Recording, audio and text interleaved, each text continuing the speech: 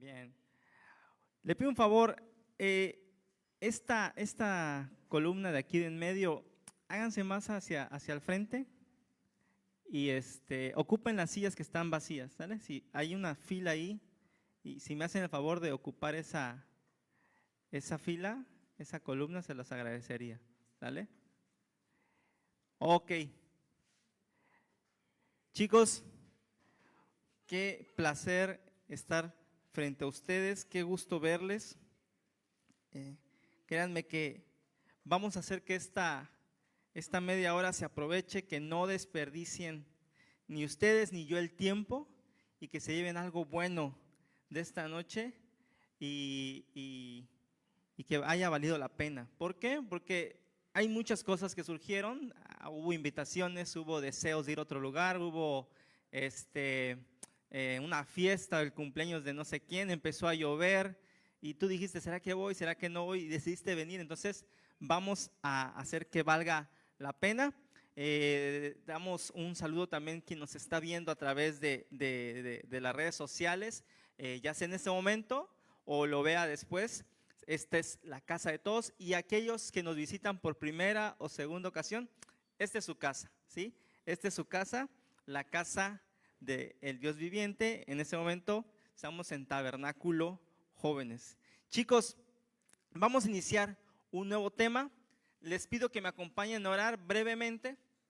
Cerramos los ojos, decimos: Señor, gracias te damos por esta noche, por la oportunidad de poder compartir tu palabra. Espíritu Santo, yo te pido que guíes a mi boca, Señor, que guíe las palabras que voy a dar esta noche y que seas tú que se siga moviendo en este lugar, Señor mío. Y te pido, Padre bendito, que lo que podamos compartir el día de hoy no caiga en una tierra infértil, sino al contrario, Señor, sino que pueda dar fruto en la vida de los jóvenes, Señor.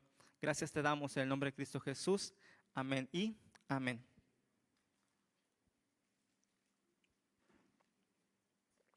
Bueno, vamos a comenzar. Vamos a hablar esta noche acerca de la presencia de Dios. Y el tema es el valor de su presencia. ¿Y qué es la presencia de Dios? ¿Alguien ha sentido en alguna ocasión la presencia de Dios? La presencia de Dios está en todo lugar, pero ¿tú la has sentido en alguna ocasión? Dígame si sí, si no, si ¿qué es eso? ¿Con qué se come? La presencia, ¿verdad?, de Dios de alguna manera es algo especial. Aquellos que tal vez seguimos este camino durante muchos años, algo de lo que nos hace estar aquí, algo de lo que nos reconforta, es que sabemos que Dios existe porque sentimos y experimentamos su presencia. Dios está en todo lugar, en todo momento, y su presencia es especial. De repente puedes sentir algo en tu cuerpo, de repente puedes sentir algo en el corazón, de repente puedes sentir inexplicables ganas de llorar, ¿verdad?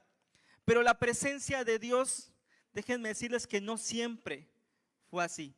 La presencia de Dios siempre ha sido algo demasiado fuerte y demasiado difícil de poder comprender para el hombre. La Biblia dice que Dios declara que no hay hombre que pueda estar frente a mí y viva. O sea, Dios por propio amor a los hombres no se presentaba de forma regular porque podía fulminarlos con solo su presencia. Vemos a Juan en la isla de Patmos cuando recibe la revelación de Apocalipsis. Cuando voltea y encuentra que con la presencia de Dios, dice que cayó como desmayado, como muerto, dice. Entonces, hacía falta algo para que la presencia de Dios pudiera estar con nosotros. Hacía falta algo, un sacrificio, y vamos a hablar de eso más adelante. Por ello podemos gozar de la presencia de Dios hoy en día sin miedo a que nos pueda fulminar de un solo, ¿verdad?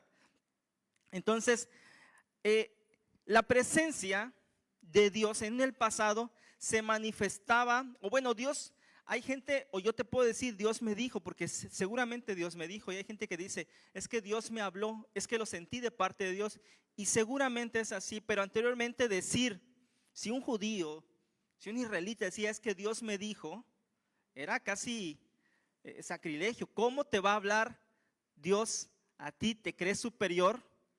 ¿Por qué? Porque Dios, por la misma presencia tan fuerte, no podía hablar directamente con los hombres. Usaba a sus profetas, usaba ángeles y usaba representaciones de su presencia para manifestarse al pueblo de Israel. Una de ellas, si me apoyas con la primera imagen, a ver si la reconocen. Esa. Una manifestación clara de la presencia de Dios es la zarza ardiendo. Para aquellos que tal vez no están muy familiarizados, la Biblia se divide en dos partes: Antiguo Testamento, Nuevo Testamento. Antiguo Testamento antes de que viniera Jesús, Nuevo Testamento después de que Jesús aparece. Y esta historia es del Antiguo Testamento. En los primeros inicios del pueblo de Israel se presenta Moisés y de repente ve una zarza que está ardiendo, está en fuego, pero no se consume, y es Dios hablándole a través de la zarza a Moisés. Si le hubiese hablado de forma audible, si hubiera presentado, seguramente lo fulmina, pero se manifestó a través de esa zarza, ¿verdad? Un monte, una especie de planta que ardía pero no se consumía. Hay otras formas en las que Dios se manifestaba a la humanidad. Precisamente con Moisés podemos ver cuando van en el desierto, ¿verdad? Cuando van en el desierto no hay nada, están vagando en el desierto, no hay casas, no hay árboles, no hay montañas. Lo único que los sostenía era la presencia de Dios. Les daba sombra por medio de una nube, y les daba calor en la noche por medio de una columna de fuego. Y si tenían hambre, ¿cómo van a comer en el desierto? Si tenían hambre, la presencia de Dios le proveía maná. ¿Qué es el maná? Una especie de pan que caía directamente del cielo. Y era la misma presencia de Dios salvando a su pueblo. Pero quizás la forma más representativa de la presencia de Dios es un cofre. Es un cofre de oro. ¿Alguien sabe cómo se llama? Un cofre dorado donde guardaban ciertas cosas. ¿Cómo? Parecido, está cerca. El arca del pacto, ¿verdad? Y el arca del pacto tenía lo más importante del pueblo de Israel. No era la corona de David, no era las joyas de Salomón, no era nada que tuviera económico, era una colección. Digamos que si los israelitas eran coleccionistas, tenían la colección más importante para ellos. Lo que importaba más para los israelitas era la presencia de Dios. Y el arca del pacto tenía la presencia de Dios misma. Tenemos otra imagen ahí para que nos demos una idea de cómo era el arca del pacto. Ok, el arca del pacto tenía especificaciones. Era hecha de la madera más fina de aquel entonces, la acacia, y estaba recubierta por oro. Tenía argollas que estaban atravesadas por varas de acacia, que también estaban recubiertas por oro. Y en la tapa tenía dos ángeles que se veían de frente, ¿verdad? ¿Qué tenía dentro este cofre, el arca del pacto? Tenía la colección más impresionante que ha existido en la historia de la humanidad. Los vestigios de la presencia de Dios. Tenía las tablas de los 10 mandamientos. Tenía una muestra de maná del cielo. Alguien guardó de aquel maná. Y la vara que Aarón enterró, la vara seca de Aarón enterró y que floreció, ¿verdad? Manifestaciones de la presencia de Dios estaban dentro de esa arca y por eso de la misma arca emanaba la misma presencia de Dios. ¿Y para qué servía esta arca? Se preguntarán, ¿para qué servía este cofre? El pueblo de Israel, parecido al de Palenque y al de muchos municipios o pueblos del mundo hoy en día, era necio. A pesar de las misericordias de Dios, seguían haciendo lo malo. Sin embargo, una vez cada año, el pueblo iba, confesaba sus pecados ante el sumo sacerdote. El sumo sacerdote tomaba el cordero más precioso, el cordero más bonito, el que no tuviera sus pezuñas rotas, el que tuviera el color más, estaba engordado, estaba intacto, el cordero más bonito que tuviera. Y la ira de Dios se encendía contra el pecado de Israel, pero pedían perdón y el sumo sacerdote tomaba este cordero, lo ponía sobre el arca del pacto y lo ofrecía como un holocausto, como una expiación, ¿verdad? Lo sacrificaba y tenía que rociar la sangre de ese cordero sobre la tapa del arca del pacto para calmar de alguna manera la ira de Dios y tuviera perdón del pecado de los israelitas. Esa era la manera de cómo Dios podía calmar su ira viendo tal pecado de la humanidad. Dirán, ¿qué culpa tenía el pobre cordero? Realmente ninguna. ¿Qué hizo mal? Realmente ningún mal hizo. Era la forma que Dios había ordenado de alguna manera para poder seguir teniendo misericordia de la humanidad. Y saben algo que me impresionó, y es que alguien que nos ha explicado muchas ocasiones de cómo la Biblia desde un principio habla de Jesús, es el pastor Ofir. Siempre nos vuela la cabeza dándonos y mostrándonos que la Biblia desde un principio siempre habló de Jesús. Investigando este tema me di cuenta que es cierto. Los paralelismos son increíbles. Jesús vino a cumplir totalmente lo que se decía en la Biblia. Tenemos el arca del pacto, ¿verdad? Donde se hacían los sacrificios para perdonar el pecado. Anteriormente había que hacer un sacrificio una vez al año. Jesús, la Biblia dice que vino a hacer un sacrificio una vez y para siempre. No hay necesidad de hacerlo cada año como anteriormente. Jesús vino a hacer la versión de ese sacrificio, pero mejorada. Una vez y para siempre. La Biblia anteriormente tenían que elegir el cordero más perfecto que tuvieran. La Biblia menciona que Jesús es el cordero inmolado que se sacrificó por nuestros pecados. La Biblia menciona que Jesús no conoció el pecado ni cometió pecado alguno, ¿verdad? El cordero no tenía ninguna culpa y se sacrificó por la culpa de los y por el pecado de los demás. Jesús no tenía culpa alguna. El cordero no eligió sacrificarse. Jesús voluntariamente se sacrificó por nosotros.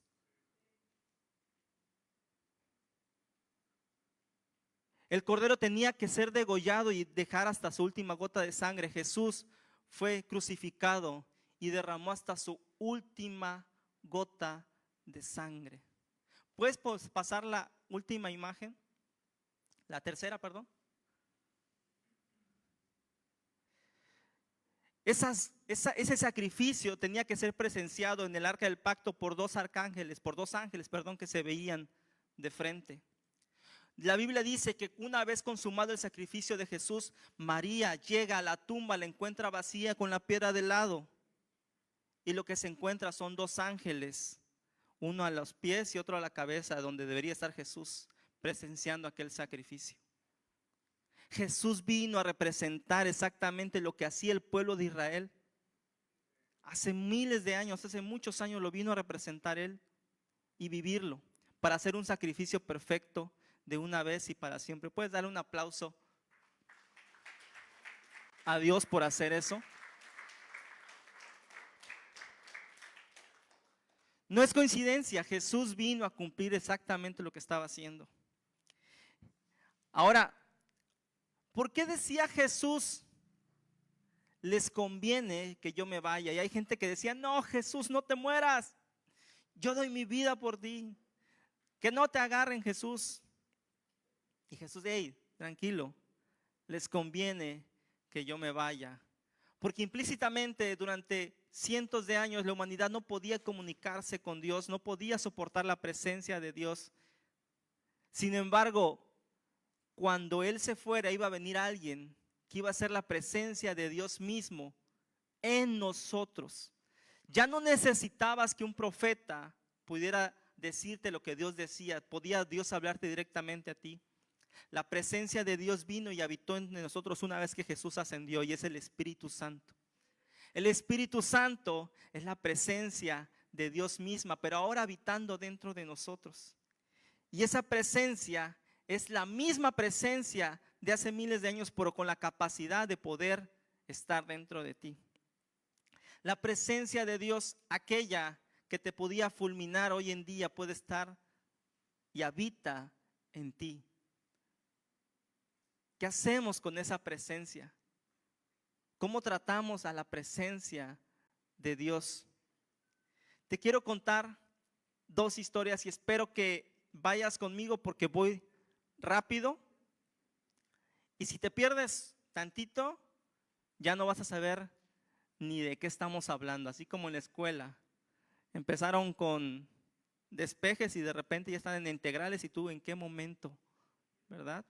Y ya no le vas a agarrar el hilo.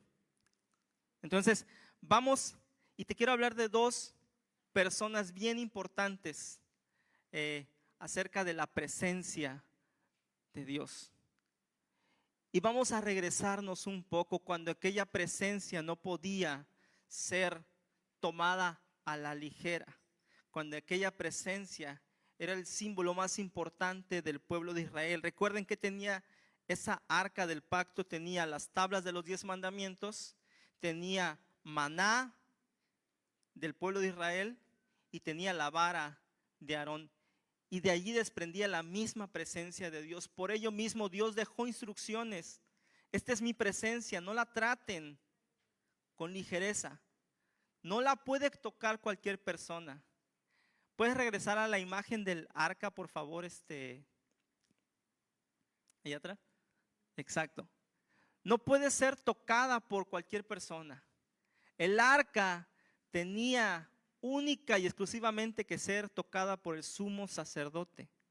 Cualquier otro que tocara el arca del pacto podría morir. Y no es porque Dios quisiera matarlo, sino podía morir por descuido, por la presencia de Dios. El arca no podía ser transportada de ninguna otra manera, por eso le mandaron a hacer esas varas para que fuese cargada. Y no podía cargarlo cualquier persona. La Biblia menciona, hay una serie de especificaciones claras. Me decía una maestra, sobre advertencia no hay engaño. Siempre nos decía eso y es porque ya se los dije. Así que cuando te lo estoy diciendo y te lo cumpla, no pienses que soy malo, yo ya te lo había dicho. Entonces Dios había dado sus indicaciones, no lo podía cargar cualquier persona, tenían que ser únicamente los levitas. Los de la tribu de Leví eran los únicos destinados que podían cargar el arca del pacto. Y no solo eso, sino si la van a llevar de un lado a otro, cada 6 pasos tienen que hacer un sacrificio de un animal. Imagínense, cada 6 pasos. Nada más piense de aquí a Pacalná cuántos animales hubieran sacrificado. Pero eran las indicaciones que Dios hacía. Y esta arca y esta presencia de Dios estuvo mucho tiempo en el pueblo de Israel, pero de repente hubo alguien que la quiso usar como amuleto, así como algunas personas que piensan que por tener a Dios es como un amuleto de suerte y van a suceder cosas buenas. Este rey la quiso llevar a la guerra para que le diera buena suerte. El arca no estuvo hecha para llevarse a la guerra. Si tú piensas que por ser cristiano vas a pasar tu examen, pero no estudias, no es porque no tengas la presencia de Dios, es porque fuiste flojo y vas a reprobar. Es lo lógico, son consecuencias de tus actos. El Espíritu Santo no es un amuleto de suerte. No es que voy a abrir la Biblia en la página tal y van a suceder cosas buenas en mi vida. La presencia de Dios está, pero no es para que seas negligente ni para que seas flojo. Si tú robas, ten por seguro que te van a atrapar. No hay presencia de Dios que se oponga ante la ley. Son consecuencias de tus propios actos. No van a decir, este es cristiano, no lo vamos a agarrar. ¿Verdad? Si te pasas, si te metes en sentido contrario, nos pasó hace poco, estábamos con mi hija y Majo, y me pasé en sentido contrario. ¿Y qué pasó? No hubo presencia de Dios que me librara de una infracción. ¿Verdad? Por cierto, fueron 1,000 pesos por pasarme en sentido contrario en una calle. No lo hagan. Pero ellos pensaron que vamos a hacer la guerra con quien sea, a donde Dios no nos mandó. Pero como llevamos el arca del pacto por delante, ni modo que vayamos a perder. Y perdieron la guerra. Y peor aún, perdieron el arca del pacto. Se las quitaron los filisteos. Pero la presencia de Dios no estuvo hecha para estar con los filisteos. Y ellos empezaron a recibir hambruna, sequía, tormentas, plagas. Todo les empezó a ir mal a los filisteos. Y dijeron, ¿saben qué? Tomen su cosa esta. No la queremos, ahí ténganla. Porque era demasiado el poder del arca. Entonces, llega a esta casa, esta arca llega a casa de una persona. Y te voy a hablar de 2 personas. Y vamos a mencionarlas de una vez. Abinadab y Obed-edom. Y llega el arca a casa primero de Abinadab. Vamos a leer la Biblia, 1 Samuel 7, 1 y 2.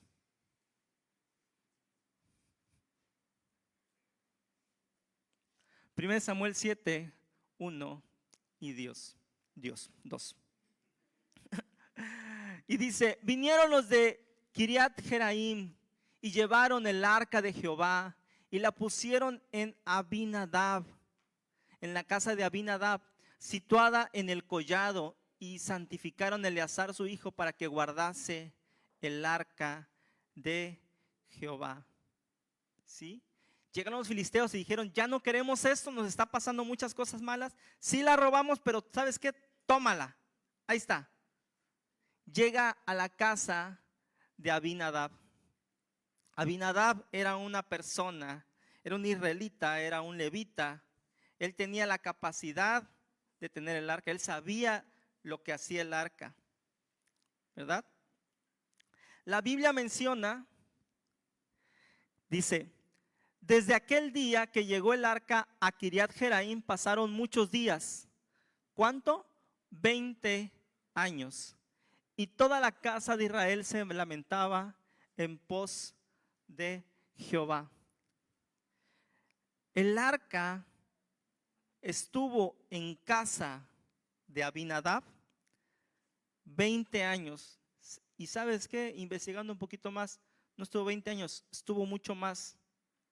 Estuvo más todavía. Al momento de esa crónica, de ese momento habían pasado 20 años, pero pasó más tiempo para que se fuera de esa casa. Estuvo 20 años. ¿Y sabes qué pasó? ¿Sabes qué pasó y cómo bendijo Dios a Abinadab? Con un absoluto nada. no pasó absolutamente nada en la casa de Abinadab. La presencia de Dios mismo en la casa de Abinadab. Ok, hay gente que dice, tengo el autógrafo de tal persona, tengo estos tenis, los usó Salvador Cabañas en el, no sé, cosas importantes, ¿verdad? Pero Abinadab tenía nada más y nada menos que las tablas de los 10 mandamientos, la vara de Aarón, maná del desierto y el arca del pacto que lo contenía todo en su casa. Dime si ese no era el coleccionista más importante de todos los tiempos. ¿Y sabes qué pasó? Nada. La Biblia no registra que haya pasado algo en la casa o en la vida de Abinadab.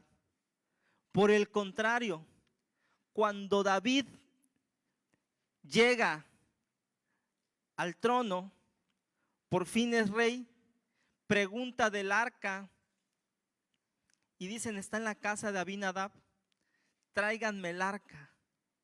Y dice que Abinadab manda el arca durante esos 20 años. ¿Cómo la tuvo en su casa y nadie la tocó?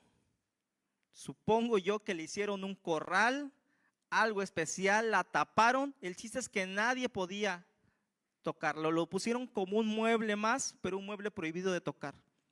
No hubo quien le hiciera, quien cantara, no le hicieron un tabernáculo, no le hicieron absolutamente nada. Le escondieron como con algo que podía matarlos.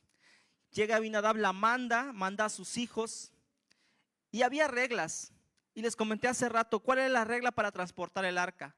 Cada 6 pasos iba a estar en el hombro de los levitas y cada 6 pasos iba a hacerse un sacrificio. La Biblia relata que no lo mandaron así. La pusieron sobre bueyes, porque qué flojera estarlo cargando. Si ahí están los bueyes, ¿verdad? Somos más modernos, dijeron los hijos de Abinadab. Si hubiera carro en ese momento, la mandan en un motomandado, le hubieran mandado ahí. Así de poco importante era el arca para ellos. Estuvieron,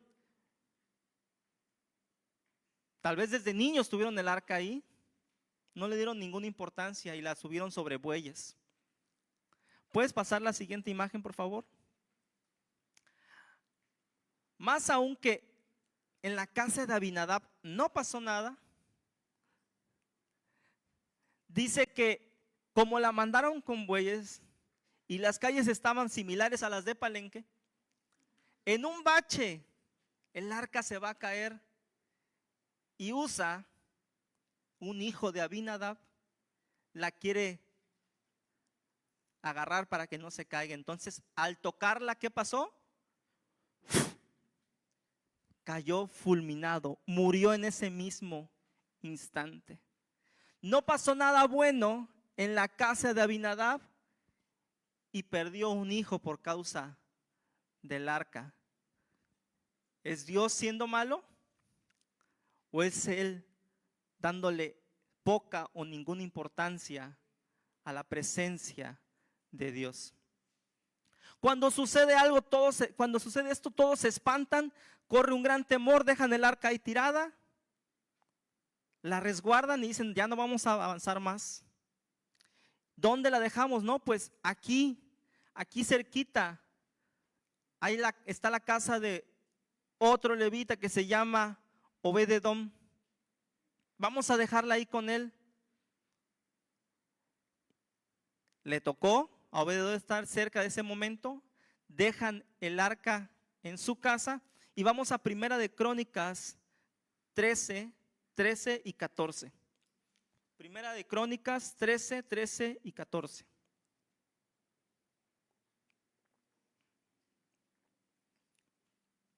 Al pasar esto, se entera David y dice, no trajo David el arca a su casa en la ciudad de David, sino que le llevó a casa de Obed-edom geteo.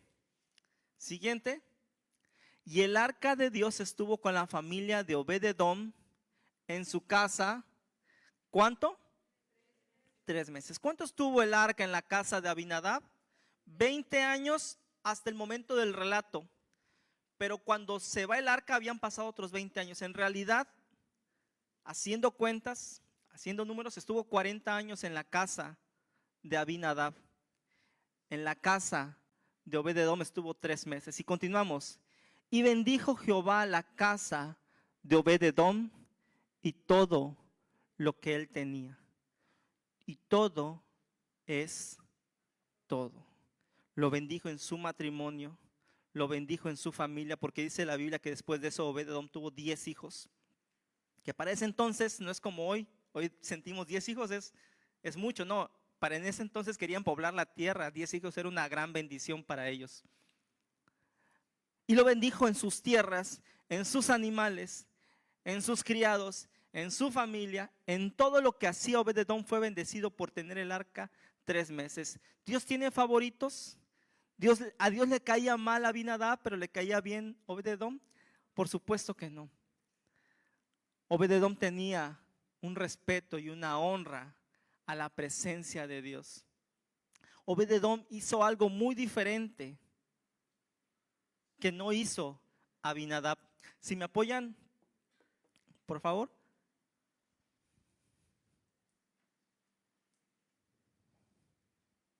¿Cuál fue, pues, la diferencia entre Abinadab y Obed-edom?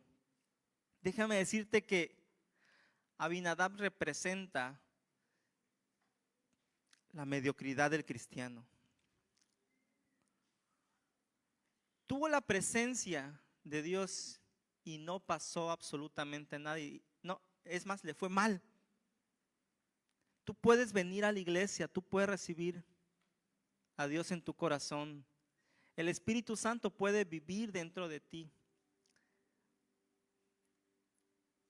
Pero puedes vivir una vida mediocre aún así.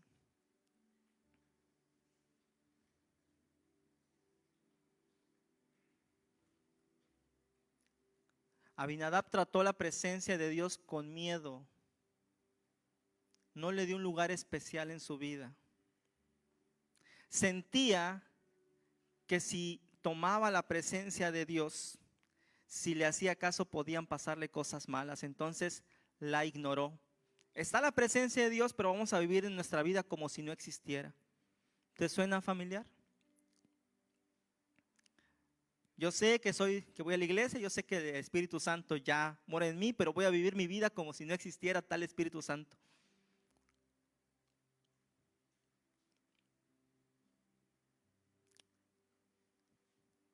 Lo vimos en el campamento que acaba de pasar. Dios es más presente de lo que nos damos cuenta. Dios está al pendiente de ti en cada momento, en cada situación. Y no significa que debes vivir una vida perfecta. ¿Quién puede?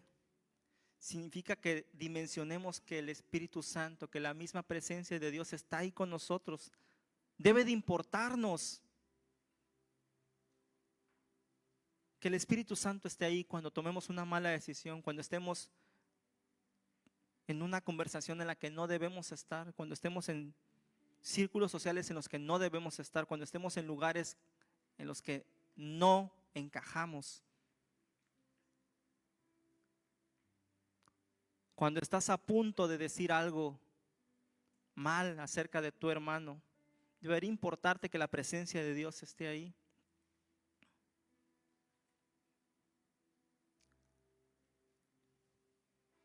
Abinadab ocultó la presencia de Dios aun cuando estaba en todo su esplendor dentro de su casa. Los hijos de Abinadab se familiarizaron tanto con ese mueble empolvado que ya ni sabían qué representaba. Muchos hijos de esta casa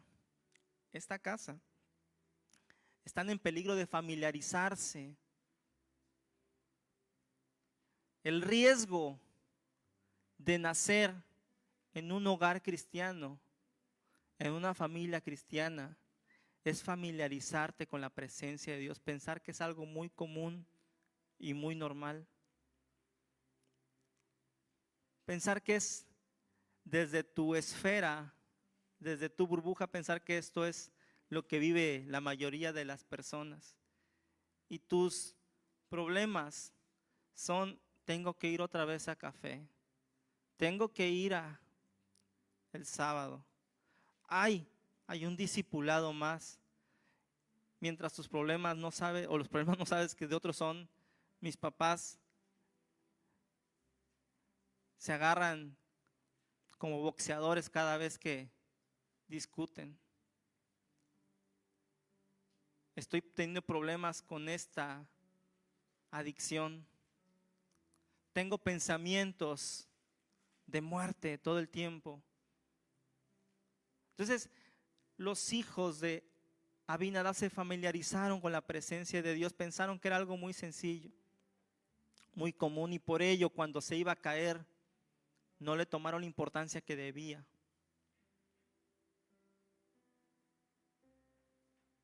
Por eso la transportaron en animales de carga. No le dieron el valor que merecía. Y Obed-edom representa no la mediocridad, sino aquel que tiene una oportunidad y la toma. Los hijos de Abinadab vivieron toda su vida con la presencia de Dios y no la honraron. De Abinadab, Obed-edom, desde que la tomó, no la soltó. Y eso puede representar a algunos otros de acá que vivimos un contexto y un trasfondo totalmente diferente antes de Cristo. Por eso valoramos mucho lo que está haciendo Dios en nuestras vidas. Conocemos la vida sin Cristo y la conocemos ahora y decimos: no se compara en nada. Cuando hay muchos hijos de casa que viven la vida con Cristo y piensan en su cabeza: ¿cómo sería la vida sin? ¿Qué se sentirá?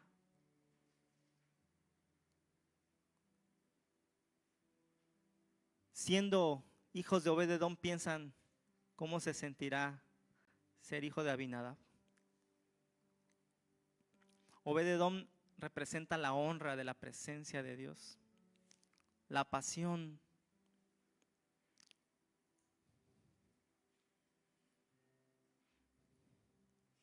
La presencia está ahí, está en ti. ¿Aceptaste a Cristo en tu corazón? Ahí, el Espíritu Santo está aquí, en tu corazón. Y es eso que te hace sentir mal cuando sabes que estás mal.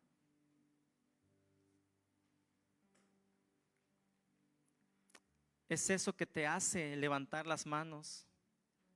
Es eso que conmueve tu corazón cuando escuchas algo, cuando lees una porción de la Biblia.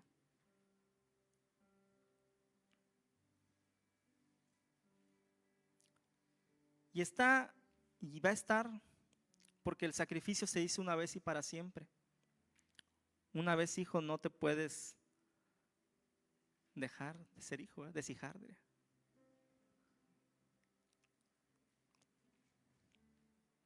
Pero si no la valoramos, si no la honramos, si no la escuchamos, no va a pasar nada. Va a haber impíos que van a crecer más que tú. Va a haber impíos que van a tener una vida más tranquila que tú, que van a superarse profesionalmente más que tú, que no es lo más importante, pero van a alcanzar más cosas. Y tú dices: pero si yo soy cristiano, ¿por qué no?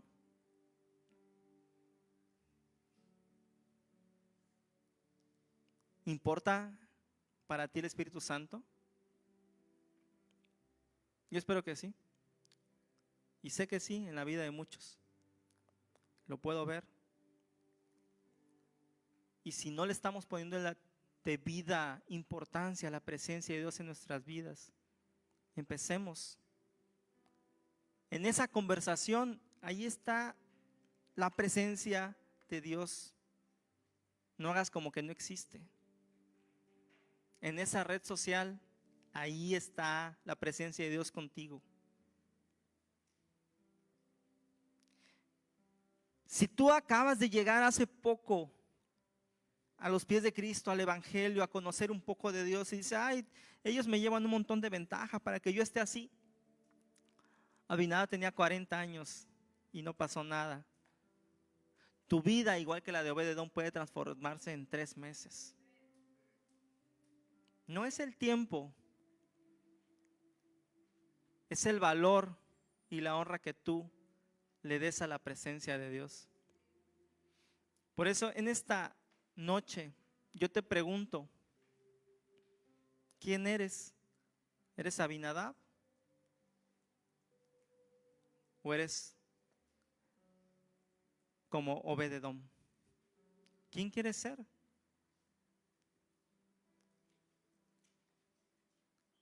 El Espíritu Santo está ahí incomodándote. Te está haciendo llegar flashback de tu vida cuando tomaste en poco su presencia. Pero estás aquí esta noche para hacer las cosas diferentes de ahora en adelante. La presencia de Dios no te ha abandonado, ahí está. Y allí va a estar. Valoremos eso, que muchas personas no tienen. Valora eso que no te deja en paz. Valora eso que te hace sentir bien o que te hace sentir culpable si es necesario. Y que no se llama conciencia, es el Espíritu Santo, es la presencia de Dios misma, guiándote. Nos pongamos de pie, vamos a orar antes de culminar.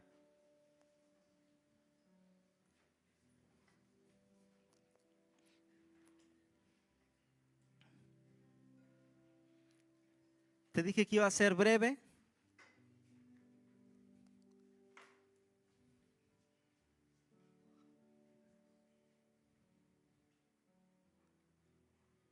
Y espero que te lleves esto.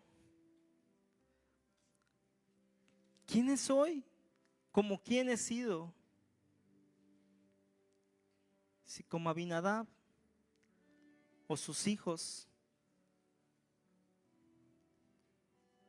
o como Obed-edom, que una vez que tomó la presencia,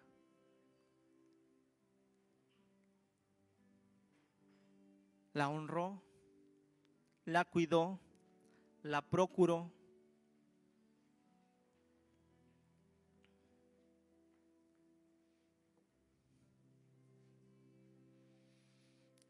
Hay muchas personas estudiando aquí, hay muchas personas con planes a futuro.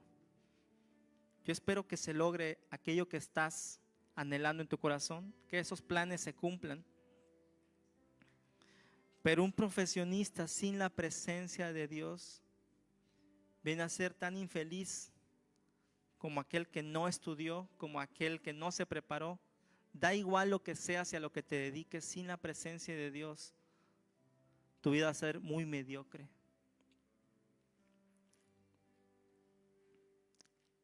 Vamos a orar. Señor, gracias. Gracias te doy por esta juventud. Te doy gracias por los adolescentes, Señor, y su energía, por los jóvenes y su entusiasmo, Señor, por los adultos y su capacidad de mentorear, Señor.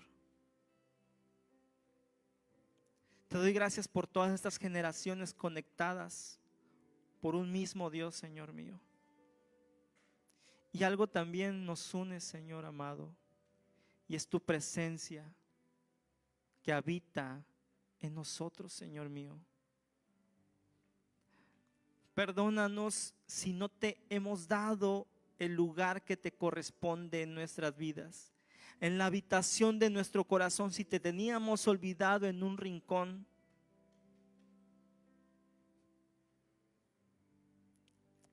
Perdónanos si habíamos decidido vivir como si no estuvieras ahí presente, Señor mío. Hoy te coloco en un lugar especial, y no en un lugar especial, sino en el más importante, en mi corazón. Tú mereces todo, Señor. Ten misericordia, perdona mis ofensas pasadas, Señor. Perdona si no te he valorado como lo que tú eres, Señor mío. Quiero vivir siendo consciente de que tú estás ahí en todo momento, Señor amado. Tienes el lugar más especial en mi vida. Tienes mi corazón. Te dedico mi juventud. Te dedico mis talentos. Te dedico mis dones, Señor.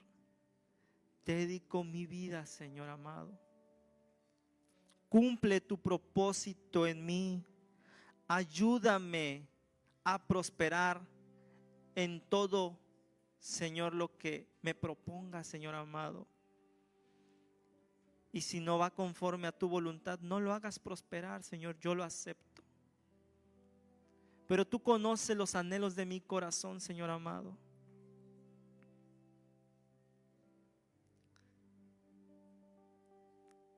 Somos tus hijos, Señor. Tú eres nuestro Dios. Amamos, amamos, amamos tu presencia. Gracias te damos en el nombre de Cristo Jesús. Amén y amén.